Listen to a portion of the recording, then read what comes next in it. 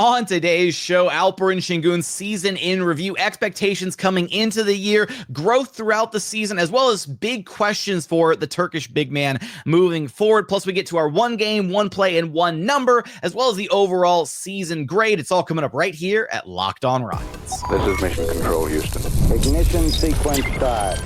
6, 5, 4, 3, 2, 1.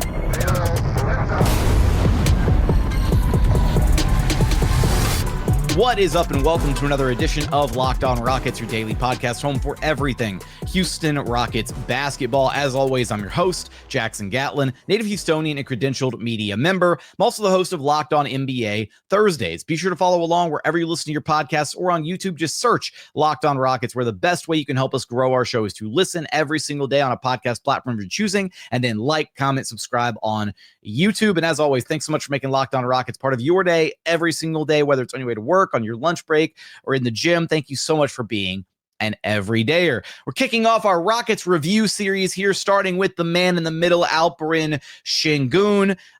We're going to take a look at kind of expectations coming into the year, growth throughout the season, questions that we still have for him moving forward, as well as getting to our one game, one play, and one number from this past campaign and his overall season grade. We're going to be doing this for all of the remaining members of the Rockets core rotation from this past season. So we'll do Thompson next. Then we'll get to Jabari Smith Jr. and Fred VanVleet and Tari. So we'll hit everybody. And where I want to start with LP is just a quick refresher, kind of expectations coming into the year. You know, going back to year 3, right? You know, Rockets finished 41-41. Alperen Sengun was clearly the team's best player that year, but regrettably, that year ended in disappointment because of his season-ending injury, right? He wasn't able to be a part of that late season push that the Rockets tried to make to get to the play-in tournament, ultimately losing out that final spot in the Western Conference play-in race to the Golden State Warriors.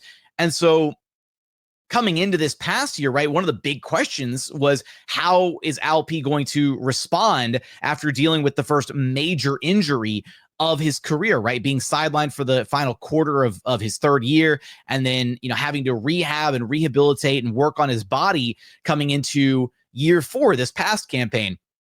And he talked about this a lot, that he came into the year in the best shape of his entire career. And he looked like he was in the best shape of his entire career. There was a lot of reporting. We talked about the fact that, he really worked on his core strength, which was something that certainly helped him out a lot with the physicality of the NBA game, really becoming more of a terror on the glass, becoming a more dominant rebounder, really be able to hold his own defensively at times. And so that was certainly a big boost to him coming in. But I think expectations wise, coming into the year, off a season where he averaged 21, 9, and 5 was, okay, can he level up again? What other improvements can he continue to make to his game? Can he become an all-star? And he achieved a lot this past year. He did become an all-star, right? And whether or not you agree with his selection as an all-star, a dude who averages 19, 10, and 5 is certifiably an all-star caliber player. And when you factor in the team success on top of that, the Rockets flirting with being, one of the four or five, best teams in the entire NBA for most of last season, it was a no-brainer that Alperen Sengun was going to receive the All-Star nod. So he received his first All-Star honors, the first homegrown All-Star for the Houston Rockets all the way since Yao Ming back in the early 2000s, which is, a significant milestone for him. And I think the other side of things coming in, expectations set forth by the Rockets coaching staff, right? Because of who Ime Udoka is and the identity that he is cultivated for this Houston Rockets team, that first year under Ime Udoka, they finished as a top 10 defense. And then this past year, they finished as a top 5 defense. And a big part of that, not the only part, I'm not giving LP all the credit, right? There's playing defense at an elite level in the NBA is very much a team thing. But it's really hard for a team to become an elite defensive team if you have a defensive liability in the middle. And I think that time and time again, Alperen Sengun has proven that he is anything but a defensive liability as the starting center for this Houston Rockets team. The most impressive part to me about Sengun's season this past year was not really anything to do with his offense. It was how he leveled up again defensively. It was, being able to be the starting center on a top 10 defense was already impressive in and of itself that first year, but then being able to double down on that and watching his continued growth and impact on that side of the basketball for the Rockets to be able to finish as a top 5 defense speaks volumes about his ability as a defender and the fact that he really is, has evolved into a bit of a two-way force at the end of the day. Some of the things that the Rockets were able to do this past season were only able to be done because of the versatility that Sengun actually provides you on defense. Now, look, he's not a switch everything 1 through 5 kind of defender. He's not a guy that you want switching out on smaller guards on the perimeter, but he does unlock a lot of different things for the Rockets defensively, namely the success of the double big lineup, right? The fact that the Rockets were able to run that double big lineup for so much of last season after discovering it late into the year and then really relying on it to close out the season strong, as well as you going to it a ton in that series against the Golden State Warriors. The key to unlocking that double big lineup is the fact that Alperen Sengun is able to play alongside Steven Adams, the fact that he's able to fly around in that kind of bizarre zone defense that the Rockets run, where they put Steven Adams in the middle and you have Jabari Smith Jr. and Alperen Sengun flanking him on the wings. That success doesn't happen without Alperen Sengun being able to move his feet on the perimeter, without his ability to read and react appropriately defensively.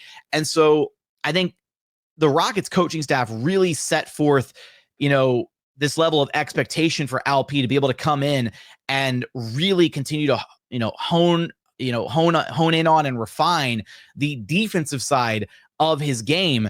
And he leveled up once again defensively, being able to be the backbone and the starting 5 for a top 5 defense in the NBA is, a testament to just how good he's become on that side of the basketball. So I think that, coming into the year, he, had a lot of expectations on his shoulders. He achieved becoming an all-star, which was certainly on his kind of to-do list of things that he wanted to achieve as an NBA player.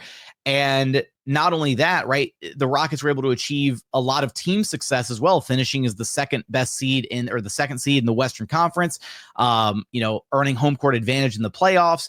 Ultimately, they fell in 7 games to the Warriors, but it was such a monumental season for learning, for growth, and there's still a ton of room for improvement in Alperen Sengun's game. That's the crazy part, is he did grow a lot this past season, but there were also some spots that he regressed in, unfortunately, and there are still some very significant questions about his game moving forward.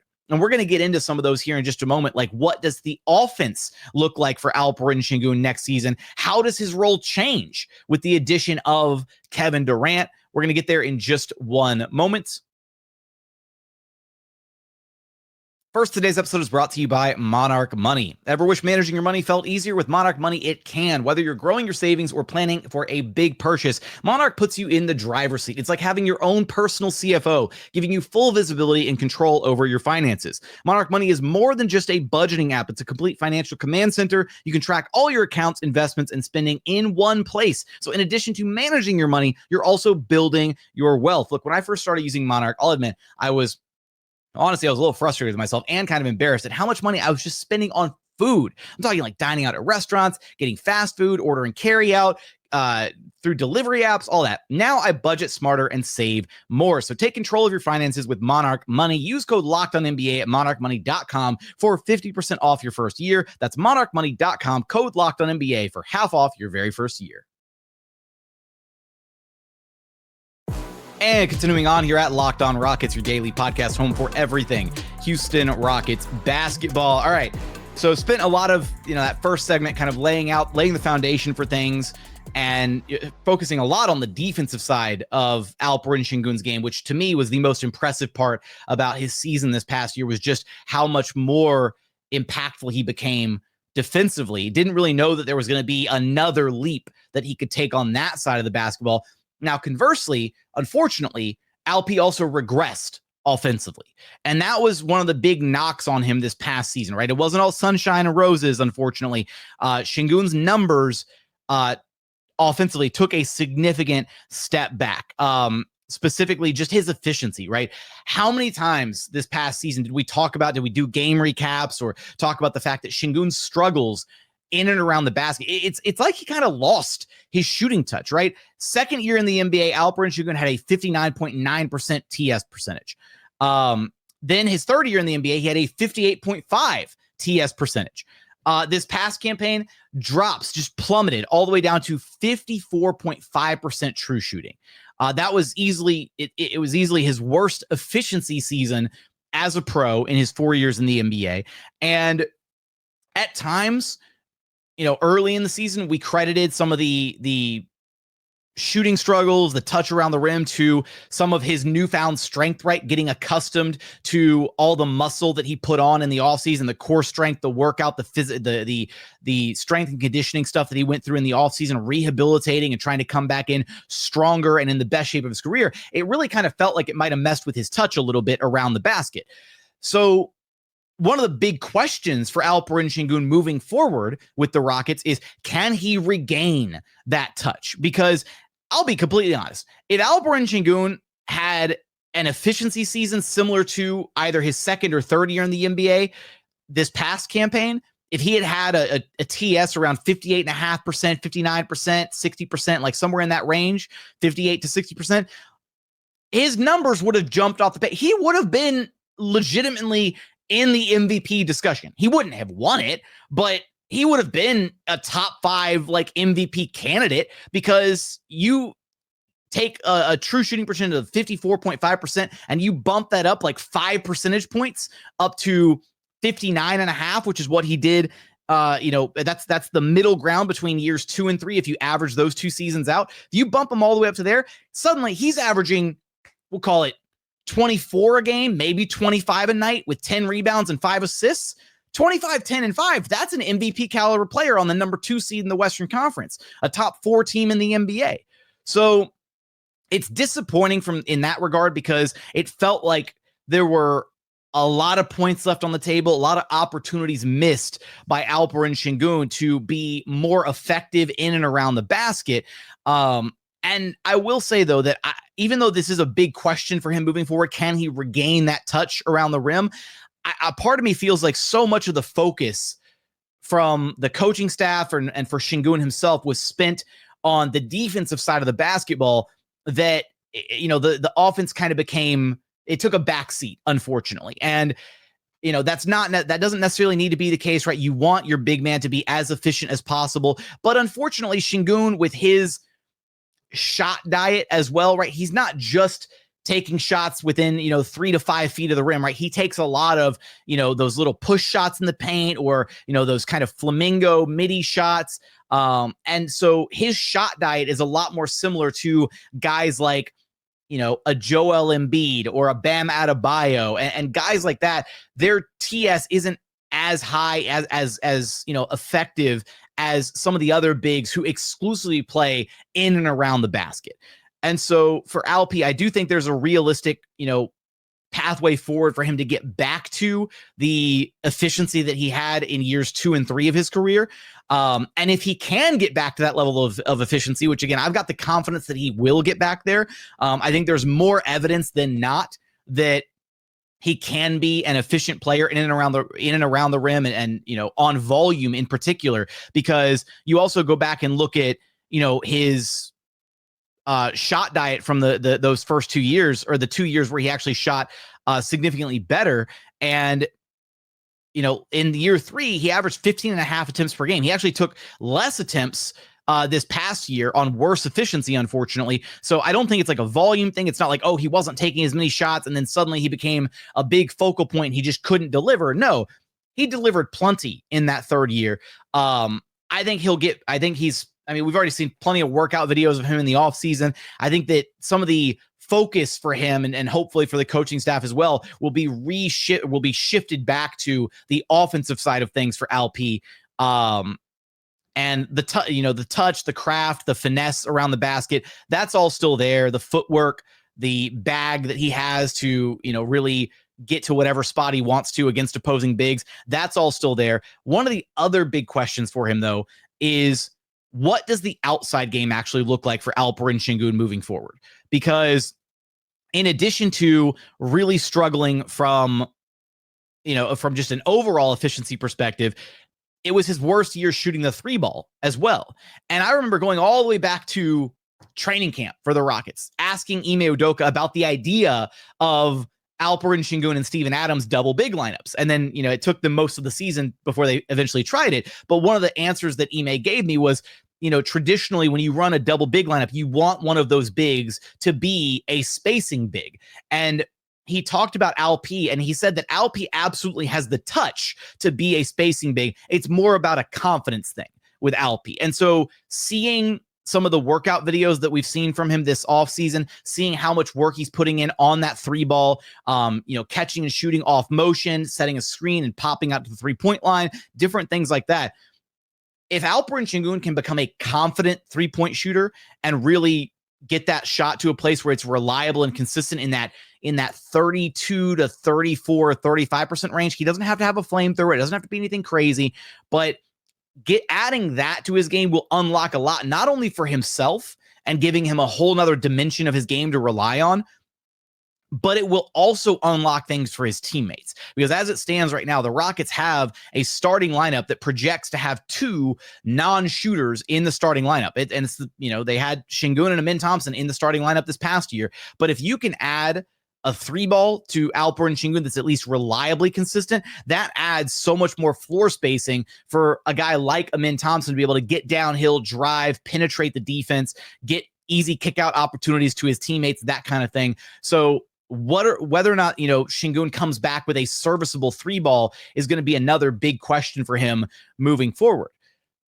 And quite possibly the biggest question of all, right, is how different do things look with the addition of Kevin Durant?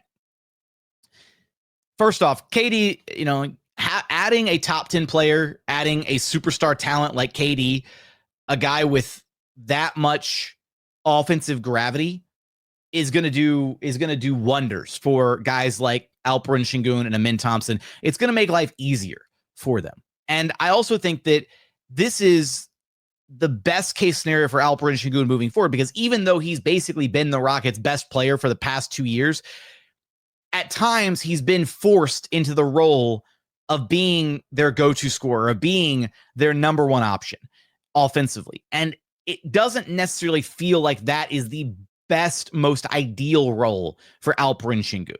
I've maintained pretty consistently for a while now that it feels like his ideal role, within the construct of a championship caliber team, is probably as the second or third option offensively, where you focus more on his ability to make reads and make plays out of the middle of the floor, which will sometimes mean he scores for himself. Other times it means he's setting up teammates.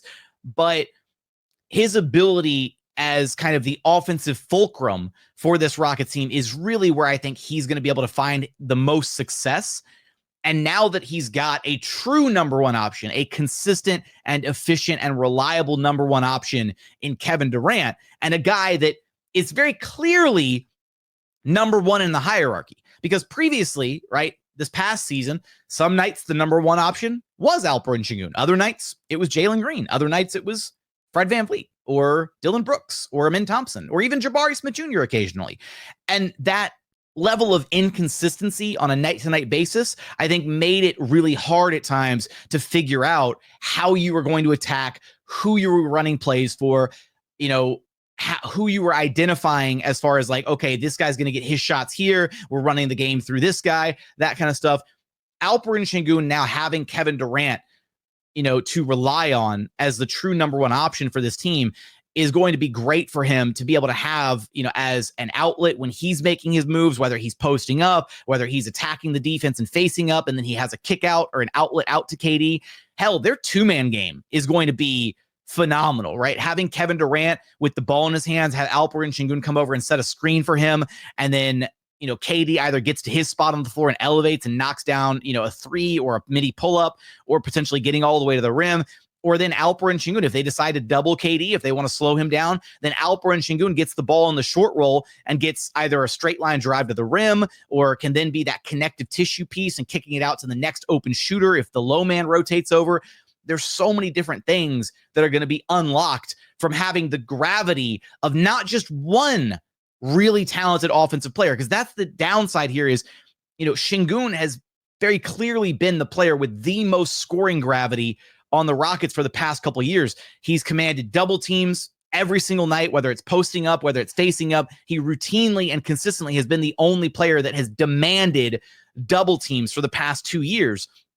And now you're going to introduce another guy that on a nightly basis is going to command a double team. And having two players with that amount of scoring gravity is going to really unlock a lot for this Rockets offense. I think we're going to see a version of this Rockets offense where things actually look a lot easier than they ever have in the past 3-4 years that Alperen Sengun's been in the NBA. And again, that'll just make things a lot easier for him moving forward. He'll get some of the easiest opportunities of his career, and hopefully that'll mean better numbers across the board as far as his finishing, his efficiency around the rim, all that good stuff. Coming up, want to get into our 1 game, 1 play, and 1 number from Alperen Sengun's season, as well as his overall season grade. We're going to get there in just one moment.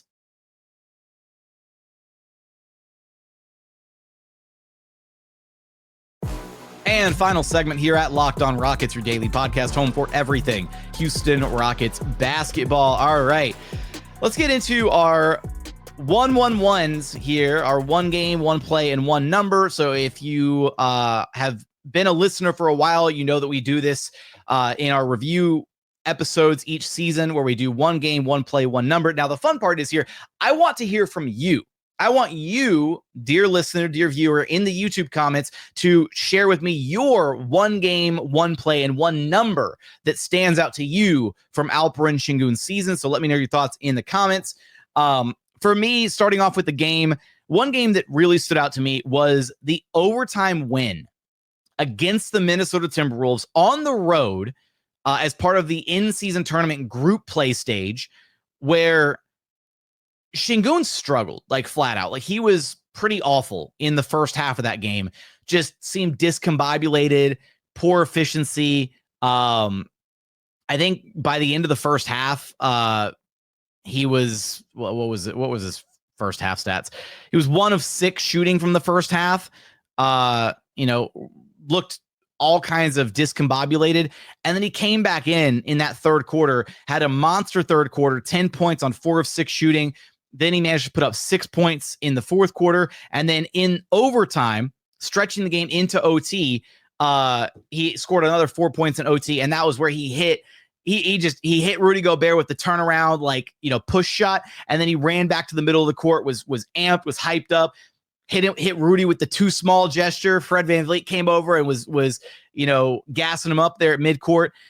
That game, to me, was one of the most impressive games of Sengun's entire season. And trust me, there were plenty of impressive games to choose from, because not only did he find his way back as a scorer in that game, because he struggled in that first half, just 1 of 6 shooting, finished 9 of 23. But he also managed to put up the 10 rebounds. And again, he became a very consistent rebounding force this past year. After, year 3 and a couple seasons before that, there were some times where you didn't really feel his presence on the glass as much as you would want to feel it. 10 rebounds, also had 11 assists in that game. So a monster triple-double for Alp, where he took over in that second half, in overtime, and helped deliver the Rockets that win on what was at the time a pretty big stage, right? In-season tournament, there's a lot of hype around it. And I just really liked that game, because to me, one of the toughest mental aspects for players to sometimes overcome is when you start a game bad, when you're struggling, when you are, in the mud and you just can't figure it out, you're missing your shots, you're turning the ball over, whatever. How do you respond? How do you handle the mental adversity of battling uphill and trying to get yourself back into the game? And I think that Sengun has shown a lot of mental fortitude, in particular in this game, but also just, throughout the season, right? Plenty of times where you can see a game where maybe Alp struggles in the beginning, but finds his way, later on in the game. And that's what some of the best players do. Some of the greatest players in the NBA, they might struggle for a quarter or two, or they might be off for a half. miss a bunch of shots in a row, but they find a way to deliver, and they also find multiple ways to impact the game. And the fact that Sengun doesn't just have to rely on his ability to score the basketball, which he managed to still turn around and do in this game, but also the fact that he impacts the game with his rebounding, with his facilitating for his teammates, with his defense and the impact that he has on that side of the basketball as well. There's so many little things. His screening ability. Sengun impacts the game across the board in so many different categories for this Rockets team. He is the straw that stirs the drink for the Houston Rockets. Now, going into our one play for Alperen Sengun, I kind of tossed around a few different plays here, but I think I ultimately settled on the final play from Game 4 against the Golden State Warriors, where the Rockets had a chance to take the lead. They were down 1 with, 10 seconds left on the clock, whatever it was. Ime Udoka calls timeout. They draw up their play, and they didn't really draw anything up. It was literally just an Alperen Sengun isolation play on Draymond Green. I would have much rather seen them, even just, give Alpy a screen or something. Give him a little bit of help. Don't make him go one-on-one against one of the greatest defenders of all time. But that's what Ime Udoka called. He called Alpy's number, and Alpy made his move, tried to spin on Draymond. Draymond walled him off, and Alpy put up a shot, and it, wasn't the greatest shot. It wasn't it was a really phenomenal defensive play by Draymond, right? He didn't cede any ground. He didn't let Alpy back him further into the paint. But I also think Alpy kind of settled on that shot, right? And I think that play is going to be something that Alpy has likely had, on repeat in his mind throughout the offseason and ever since it occurred. Because if Alpy hits that shot, Rockets get one more defensive possession, and maybe the Warriors hit a miracle shot, they win the game anyways. Who knows? Butterfly effect is crazy like that. But let's just say Alpy hits the shot and they win the game because of it, right? Hits the game winner. Rockets tie up the series 2-2, headed back to Houston. Things could look drastically different, right? If the Rockets have this thing tied up 2-2 and they're heading back to Houston, they win Game 5 in Houston, and then maybe they close out the Warriors in Game 6 on the road. Everything could have changed had he hit that one shot. And I think, first off, him settling for that shot, I think is kind of indicative of some of the efficiency struggles that we talked about earlier in the show. Settling for some of those, spinning, turnaround, push shot, floaters, whatever. Those are shots that he's capable of hitting, but are they crazy efficient shots? Are they shots that he hits at a high clip? No, maybe not the best, right? Maybe you could have gotten something a little bit better, put your head down, barrel through, draw a foul, do something. Again, maybe they draw up something where there's actually an action involved, right? Getting him a screen, a little inverted pick and roll action with Fred VanVleet coming over as the screen or something, right? To help him out a little bit. But I also wanted to highlight that play because, while there's still going to be chances for Alpy to be the guy that delivers in the biggest moments for this Rockets team moving forward, he's not going to have to be that guy anymore. Again, that's not really, I think, the role that you want Alperen Sengun to have to play for this team moving forward. That shot belongs to Kevin Durant now. And you're going to live and die with whether or not KD hits that shot. Or if KD gets doubled, right, and they force the ball out of his hands, that's when Alperen Sengun gets to step up. Or that's when Amin Thompson gets to step up and deliver as the recipient off of, a pass from KD, instead of Sengun being forced to try and deliver, because unfortunately there wasn't anybody else on the roster that the Rockets could reliably go to in the closing moments of Game 4 to try and get their own shot off, right? In theory, that guy should have been Jalen Green. Jalen Green was supposed to be the Rockets' leading scorer, go-to bucket getter, clutch time killer, all that stuff. And he wasn't that, unfortunately. So the burden, the responsibility fell on Alperen Sengun's shoulders. But with how the Rockets have changed this team, with the big-time blockbuster trade for KD, that no longer falls on his shoulders. It's no longer going to be his responsibility, or solely his responsibility, I'll say. There will still be moments for him to, showcase himself, to elevate, to rise to the occasion, to hit a game winner, to be the go-to guy. Absolutely. I'm not saying he's not getting demoted. It's just not having the sole pressure in that moment is going to be huge for him moving forward. And then down to my number from this past season. I went back and forth on this one because I could have picked the true shooting percentage number, but we talked about that a lot already. So the other number that I wanted to highlight here, the number that I have is 749. 749. That number is the number of touches, the number of possessions where Alperen Sengun commanded a double team this past season. Alperen Sengun commanded the second most number of double teams in the entire NBA last season for front court players. The only player who demanded more double teams than Alperen Sengun was Nikola Jokic, who finished with 841 possessions where he was doubled, nearly 100 more than Alperen Sengun. Further down the list, Karl-Anthony Towns was third on the list with 697 possessions doubled. Then Giannis with 688 possessions doubled. So, like, at the end of the day, Sengun clearly has so much gravity. And unfortunately, I know it's supposed to only be one number, but I want to build off of this. The points per possession that the Rockets generated off of those double teams was only a measly 1.05 points per possession. That is the third worst on this list of players behind, and I apologize, it's not actually just front court players, it's everybody in the NBA. The only players with worse efficiency, or the only teams with worse efficiency off of double teams, were the Phoenix Suns with Devin Booker being doubled. They only scored 1.02 points per possession. And then the Detroit Pistons with Cade Cunningham being doubled 511 times, where they scored 1.01 points per possession.